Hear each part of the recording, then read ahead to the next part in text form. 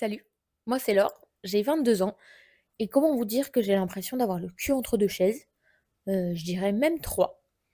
Mais je vais vous expliquer parce que tout est un peu contradictoire, donc c'est un peu le bordel, on va pas se mentir, heu, mais c'est comme ça, donc on y va.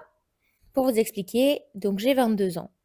Je vais finir mon master 2 en communication, d'ici quelques mois, sauf que je sais pas si ça me plaît vraiment, je pense pas. En tout cas, j'aime bien, mais pour un moment, je me vois pas faire ça toute ma vie.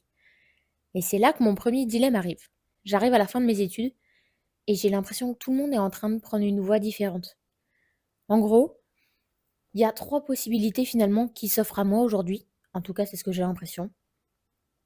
La première, c'est de faire comme beaucoup de mes amis qui commencent à s'installer en couple, à réfléchir à un futur potentiel, à réfléchir à une signature de CDI dans leur alternance ou ils ont l'ambition de trouver un poste qui leur correspond.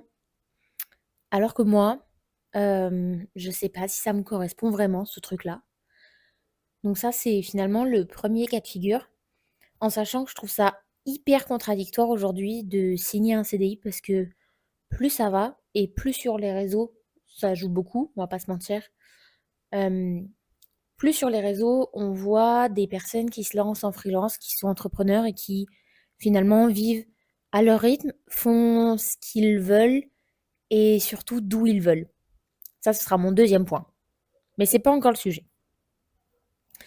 Le premier sujet, ça reste que un CDI aujourd'hui, c'est une sécurité. Donc c'est hyper ben, sympa de savoir que potentiellement on peut tenir 5, 10, 15 ans dans une boîte en ayant la sécurité de l'emploi.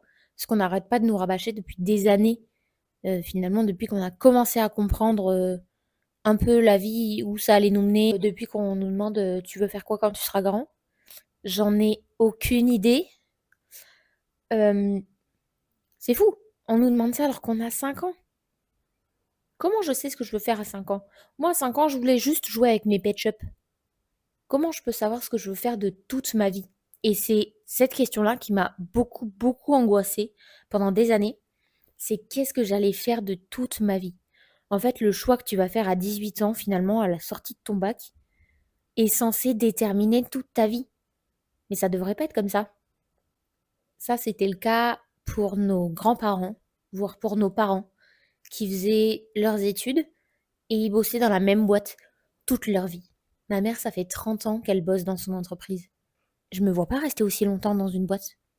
Ça veut dire que tu passes toute ta vie à aller au boulot tous les jours, à faire le même trajet tous les jours, à voir les mêmes personnes tous les jours, toute ta vie.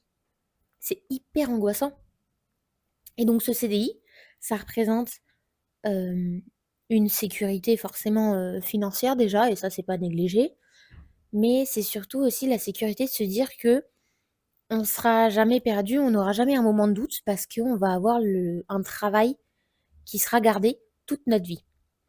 Alors que ça fait 2 ans à peu près que je me bats avec moi-même, ce qui peut être un peu bête, mais vous allez comprendre.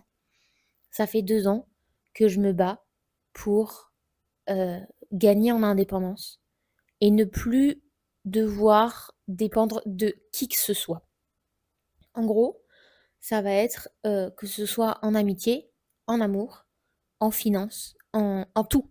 Je ne veux plus dépendre de qui que ce soit et j'ai besoin de me suffire pour être heureuse avec les autres.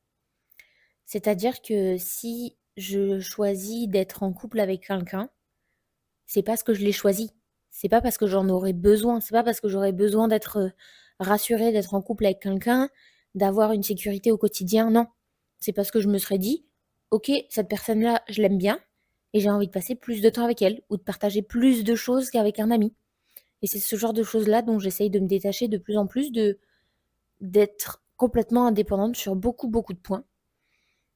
C'est des choix que les gens comprennent pas forcément des fois et qui insistent pour m'aider, que ce soit financièrement dans des tâches, mais ça reviendrait à faire des pas en arrière, même si c'est vraiment très stupide de penser ça. mais finalement faire des pas en arrière sur ce que j'ai réussi à construire et à avoir, par moi-même. Alors que j'ai que 22 ans, donc en soi, c'est complètement stupide. Mais bon, ça, c'est un autre sujet et j'aurai l'occasion d'en parler dans plein d'autres épisodes. Donc, on en était où? Quand j'ai commencé à vouloir devenir indépendante sur, beaucoup de sujets, j'ai aussi voulu commencer à apprécier d'être seule. Donc à faire des activités toute seule, à aller me balader toute seule et j'ai commencé à voyager toute seule. Et ça a été une révélation complète, heu, vraiment incroyable. Parce que voyager tout seul, c'est la liberté à 100. C'est quelque chose qui m'est venu, quand j'ai travaillé un été. J'ai bossé non-stop, j'avais 2 boulots, j'en pouvais plus. J'ai eu 3 jours de vacances, j'ai acheté un billet d'avion et je suis partie. Je suis partie en Suisse, on va être franc, c'est pas très loin et ils parlent français. Mais c'était un premier pas. Ensuite, je suis partie à Amsterdam, où là, j'ai dû parler anglais. Je suis allée dans une auberge de jeunesse et j'ai commencé à vraiment échanger avec les autres. Et j'ai aussi débloqué ce truc de: «OK, les voyages, c'est bien, mais tout seul, c'est incroyable». Et finalement, j'ai pas besoin des autres pour me sentir appréciée, pour apprécier un endroit et pour le découvrir, dans sa totalité puisque je me trouve en bonne compagnie, donc avec moi-même. Donc j'ai commencé à voyager seule, c'est quelque chose que j'ai adoré et ça m'amène à mon deuxième point, finalement ma deuxième chaise. Hem, Quand j'ai commencé mes études, je rêvais, même avant de commencer mes études, je rêvais de partir faire un service civique à l'étranger. N'importe quoi, qui soit en lien avec, des personnes, donc dans le social, mais n'importe quoi et n'importe où.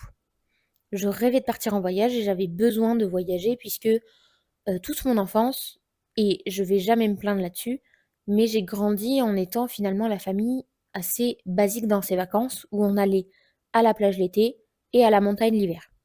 Et ça a été comme ça pendant des années et des années et des années et avec, ma mère, on n'arrêtait pas de le rabâcher qu'on voulait changer, qu'on voulait voyager. Ça faisait 10 ans que mes parents, ils m'avaient promis un voyage en Martinique puisqu'ils y étaient allés l'année de ma naissance. Ils m'avaient pas amenée. Donc, à un moment, ils ont compris et on est parti. Et ce voyage-là a été un vrai déclic dans le sens où j'ai compris que le monde est absolument incroyable et immense et que j'ai envie d'en voir absolument toutes les facettes. Et j'ai envie de voir tout ce que je pourrais voir, découvrir tous les pays que je pourrais. Et pour ça, eh beh, il faut acheter des billets d'avion et il faut partir. Donc cette idée du voyage, ça fait un moment que je l'ai. J'ai voulu faire mon année de service civique, mais hem, bah, je savais très bien que si je partais, alors soit je ne reviendrai pas, mais c'est surtout que je ne reprendrai jamais d'études parce que j'étais pas du tout fan du lycée. Ça m'a pas trop réussi. J'ai été chanceuse d'avoir mon bac, un peu sur le fil, mais mais je voulais pas repartir là-dedans. Donc ça a été compliqué au début, mais j'ai dit: «Tant pis, je préfère faire des études maintenant, comme ça c'est validé, c'est un peu comme une case à cocher. Je fais des études et ensuite, je pars, je m'en vais». Et donc c'est là que mon idée, de voyage a émergé un peu et a commencé à mûrir dans ma tête. Ayant toujours voulu partir avant mes études, je me suis dit: «OK, on partira après». Et donc j'arrive à la fin de mon master 2, je le finis d'ici quelques mois et là ça me travaille. Je veux partir à l'étranger, je veux partir en Asie du Sud, faire, la Thaïlande, la Malaisie, Bali, l'Indonésie, le Vietnam, le Laos, tous les pays que je pourrais visiter là-bas. Bah, plus il y en aura, mieux je me porterai. Et au début, cette idée, c'était surtout de partir toute seule, parce qu'aujourd'hui, je ne voyais plus du tout le problème de partir toute seule, puisque aujourd'hui, j'apprécie ma compagnie, j'aime voyager seule et ça ne me dérange pas de voyager seule, vraiment pas. Donc je me suis dit: «OK». Sauf que pourquoi pas partir avec une copine finalement, où on va partir, au même endroit, au même moment? C'était un peu évident. Donc il y a cette idée-là qui émerge de plus en plus, qui va franchement se concrétiser, on va pas se mentir. On va prendre nos billets d'avion. Le seul problème, c'est qu'aujourd'hui, je fais des études en communication, mais voilà, je l'ai dit, je ne ferai pas ça toute ma vie. Sauf que si je ne fais pas ça toute ma vie, je fais quoi? Et le problème, c'est qu'aujourd'hui, je suis heureuse à l'idée de partir en voyage, mais j'ai peur de savoir qu'est-ce que je vais faire quand je vais revenir, où est-ce que je vais aller, comment finalement tout ça, ça va se passer parce que j'en ai aucune idée. J'ai aucune idée de si derrière, je suis prête à trouver un travail dans la communication ou si je vais bosser dans complètement autre chose. C'est vraiment une source de joie ce voyage, mais une énorme source de stress pour le après de cette destination. Ce qui m'amène à ma troisième chaise, qui s'est glissée dans ma tête il y a pas très longtemps. Enfin, pas très longtemps. Elle s'est glissée dans ma tête il y a environ 2-3 ans. Mais pour vous remettre un peu dans le contexte, je vais repartir quand j'ai à peu près 13 ans. Et je découvre la série Grey's Anatomy. La série médicale la plus éloignée du monde médical. On est d'accord. Au début, je la regardais pour ses histoires d'amour. Je la regarde toujours d'ailleurs pour ses histoires d'amour et ses histoires vraiment tirées par les cheveux, mais j'adore. Et plus ça allait, et plus j'ai commencé à m'intéresser au côté médical de cette série, même si c'est pas le meilleur exemple. Et en fait, ça a débloqué quelque chose. Euh, Depuis que j'ai 13 ans, je suis obsédée par l'idée de devenir médecin. C'est mon rêve et c'est quelque chose que je sais pas si vous connaissez cette sensation, vous voyez, où vous avez l'impression que ça vous dévore de l'intérieur, où vous savez que c'est ça, mais vous êtes terrorisé à l'idée de le réaliser. J'ai continué ma scolarité, j'ai avancé, j'ai fait le collège, je suis arrivée au lycée, j'ai voulu partir en bac S qui m'a été accepté. Je ne sais pas pourquoi. Je sais pas pourquoi ils ont fait ça, mais bon, je suis allée en S avec des notes pitoyables, une envie d'aller en cours pitoyable et un bac vraiment pitoyable. Dites-vous que j'ai fait un bac S, j'ai eu la moyenne en langue et en sport. Donc on se dit bien qu'il y a un truc qui va pas. Donc je fais mon bac et au moment de faire nos vœux, sachez que je suis très influençable par rapport aux séries. Donc je regardais une série sur le moment, d'événementiel, c'est un truc qui m'attirait. Donc au moment de faire nos vœux, et ben, je me rends compte finalement que la médecine, c'est même plus envisageable parce que je ne vais en cours que 2 à 3 fois par semaine selon les cours qui me plaisent, que je ne bosse pas, que je n'ai aucune méthode pour bosser. Donc je peux pas. Je me dis enfin, c'est impossible de réussir une année en médecine si de base, en tout cas de mon point de vue, et je félicite tous ceux qui arrivent, mais j'ai l'impression que c'est impossible de réussir une année de médecine si on n'a pas déjà des bases de méthodologie de travail ou ce contexte qui fait qu'on a envie de se mettre à travailler. Moi, c'était vraiment tout l'opposé. Donc, médecine, c'est impossible. J'aurais perdu une année. Donc, j'ai postulé dans l'école dans laquelle je suis aujourd'hui. J'ai été acceptée et j'ai décidé de partir en communication. C'est quelque chose que j'avais pas dit à ma famille, mais cette idée de médecine et de médecin était toujours, toujours, toujours restée dans ma tête. C'était pour faire médecine, mais surtout pour faire ce qui était à l'époque la filière maïeutique, qui concerne la gynéco, la sage-femme et tout ce genre de corps de métier. Donc c'est une idée que j'avais encore en tête. Et ma famille m'a demandé plusieurs fois, au lieu de faire médecine, pourquoi pas faire une école infirmière. Mais c'est un métier qui m'a jamais attirée. Contrairement à d'autres métiers de la médecine, j'avoue que infirmière, c'est pas pour moi. Donc, et puis j'ai l'empathie d'une mouche. Donc être infirmière, c'est aussi compliqué. Et vous allez me dire, du coup, bah, pourquoi tu voulais être médecin, sage-femme, enfin, c'est pire, mais écoutez, on peut toujours rêver, pourquoi pas. Donc, ma troisième chaise, c'est de changer de filière, changer d'études et reprendre tout à zéro. Mais qui dit tout reprendre à zéro, dit aussi énormément d'angoisse, surtout parce que mon rêve de faire médecine, c'est le rêve de ma vie aujourd'hui, même si j'ai une courte vie, j'ai que 22 ans. Mais c'est le rêve de ma vie et je suis terrorisée à l'idée de perdre le seul rêve que j'ai jamais eu. J'arrive pas à me souvenir d'un moment autre que de me dire, mon rêve un jour dans la vie, c'est de devenir médecin. C'est pas mon rêve, c'est de faire le tour du monde, non. Mon rêve, ça a toujours été de devenir médecin. Donc aujourd'hui, je suis terrorisée à l'idée de rater ce changement et de perdre le seul rêve qui me reste. En tout cas que j'ai jamais eu et sur lequel j'ai toujours pu me raccrocher en me disant: «OK, je fais pas forcément ce qui me plaît à 100%, mais j'ai toujours ce rêve en tête et je sais que dans une autre vie, c'est possible». Si aujourd'hui je décide de me lancer et de changer d'études, déjà je le fais avec, 3 pas de recul puisque, j'ai trouvé une école, en Suisse qui, c'est un bachelor, sage-femme. Donc c'est 3 ans puisque je suis pas prête à refaire, 5 ans, c'est hors de question. C'est un bachelor en 3 ans. J'ai regardé un peu les conditions d'admission, mais j'ai pas regardé forcément plus.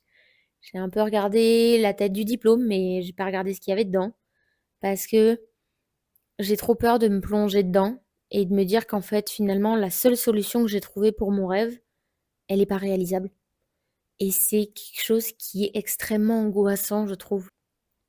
Les rêves, je trouve c'est hyper, hem, alors c'est déjà hyper personnel les rêves, mais c'est surtout que peu importe ce qui se passe, je trouve que c'est un peu, une zone de confort ou une petite bulle dans notre tête, dans laquelle on peut se réfugier en se disant: «Bah, j'ai peut-être pas la vie dont j'ai rêvé parce que j'ai pas fait ça» ou «Je suis pas telle personne», mais il y a toujours cette petite chance que je le devienne ou que je le fasse ou que je le vive et je trouve ça hyper, angoissant de se dire qu'un jour je pourrais perdre cette zone de confort-là que j'ai depuis bientôt 15 ans. Non, abusons pas non plus, mais que j'ai depuis 10 ans. Donc c'est, extrêmement stressant. Je sais pas ce que vous en pensez, mais moi ça m'angoisse. Donc finalement, je suis à 3 mois de finir mes études et aujourd'hui j'ai 3 grandes possibilités qui s'offrent à moi. Signer un contrat de travail, un peu classique avec potentiellement mon alternance actuelle ou un travail en tout cas dans le même secteur, dans la même activité, dans la communication ou partir faire mon voyage. Pas que le voyage soit pas compatible, ce le sera sûrement avec les 2, mais partir faire mon voyage, mais après, je n'en ai aucune idée et je suis complètement perdue sur ce qui se passera après. Ou alors, tenter ma chance, changer d'études, mais ça voudrait dire aussi repartir à zéro, en sachant que tout le monde du coup sera à un stade beaucoup plus avancé que moi. Pas que je me compare, mais aujourd'hui j'ai un copain et on va finir nos études en même temps. Ça veut dire que si lui il trouve un travail, on n'aura pas forcément les mêmes envies, les mêmes projets et pour l'instant c'est pas quelque chose que je suis prête à admettre. Il faudra que j'y réfléchisse forcément à un moment, mais aujourd'hui c'est pas quelque chose, que je suis prête à faire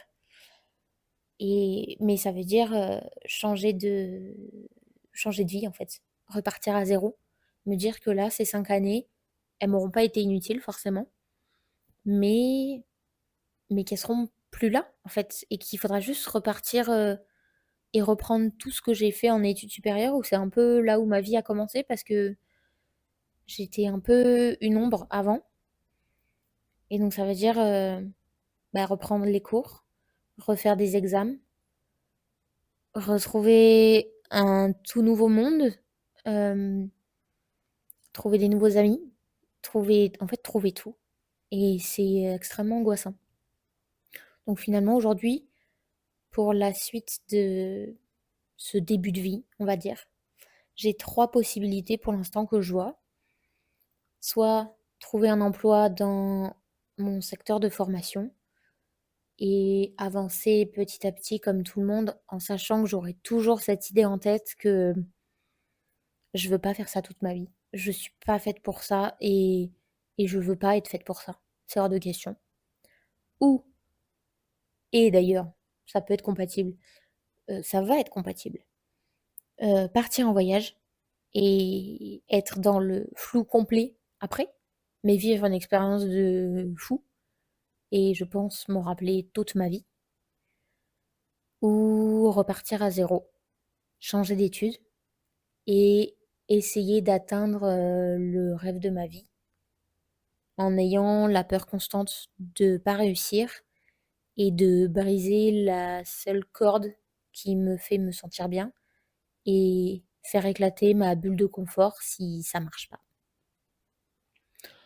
Donc on n'est pas sorti, mais j'ai envie de vous dire, j'ai que 22 ans, hein, donc j'arrête pas de me le dire, mais on va se détendre, c'est pas la fin du monde, mais c'est sûr que c'est pas aujourd'hui que je trouverai les réponses, mais c'est déjà un premier pas, c'est déjà une bonne phase de questionnement et je pense que je vais avoir de quoi réfléchir après là-dessus. C'est un premier épisode d'un podcast qui va s'annoncer sur beaucoup de thèmes, sur beaucoup de sujets qui me viendront au fur et à mesure parce que j'ai toujours voulu trouver un espace pour discuter comme ça. Je l'ai jamais eu, alors pourquoi pas essayer ça? Après tout, on n'a qu'une vie, et puis j'ai que 22 ans. Et puis voilà.